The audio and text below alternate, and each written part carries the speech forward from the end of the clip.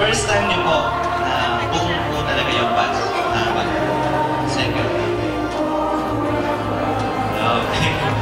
I heard that you were the one who initiated this. Malakpakan natin si Miss Lola.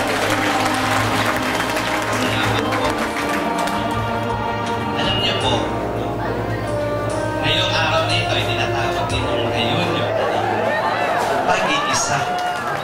Muling pagkikita o pag-uugnay marahil ng mga pagkakaibigang nasimulan pa way back high school, hindi po ba?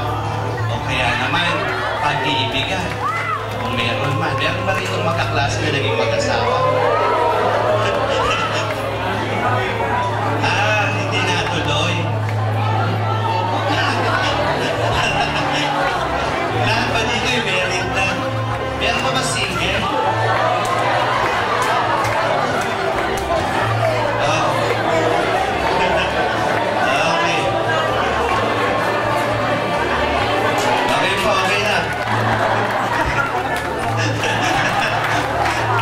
Volunteer naman din ate. Okay po. Reunion. Pagbabalik. Muling pag-uugnay ng mga bagay-bagay na sinimulan ninyo nung kayo nasa high school pa. Marapat at magandang balikan ang mga nagdaang panahon sa buhay natin. Marahil kung wala kayong ipinunla, kung wala kayong sinimulang pagkakaibigan, wala kayong sinimulang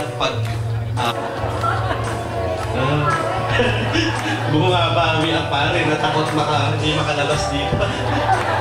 Okay. No? Sabi ko, wala kayong sinimulan noon na ugnayan. Magandaan, pagpapahalaga, pakikipagkaibigan sa bawat isa. Kaya ngayon, araw na ito ay ginugulitan niyo at inaalala ang mga bagay na ito. Alam niyo po, nakadalo na rin ako ng reunion. Pag ganun pala, pag alam mong mahal mo yung mga tao makakasama mo at naging totoong mahalagang bahagi sila ng buhay mo, 13 sa kabuluhan, yung tunay na pag-uugnayan ng damdamin ng puso ng isipan, dapat may brumang itinutulog. Kung papaanong ginawa ni Jesus ang milagro, you ask, sir, a miracle after this. Ano yung milagro? Na gumawa kayo ng mas mahalagang bagay, mas kapakipakinabang na bagay, mas makabulawang bagay.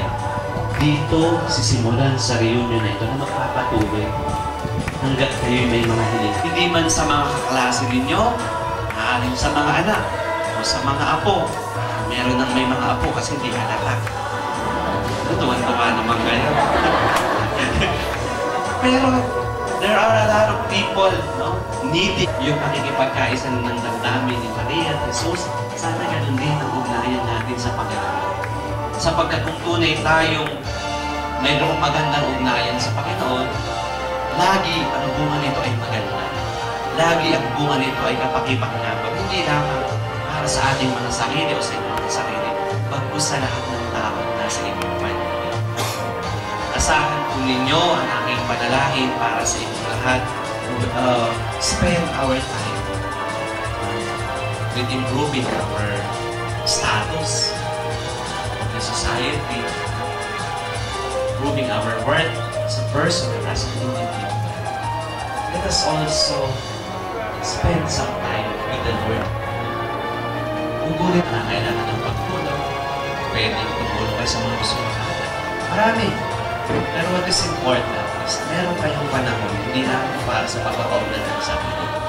Bagkus pagpapaunlad ng ating ugnayan, ng ating spiritual na ugnayan sa Panginoon. Muli ang aking pagbati sa inyo. Happy New Year po sa inyo. Palakpakan natin.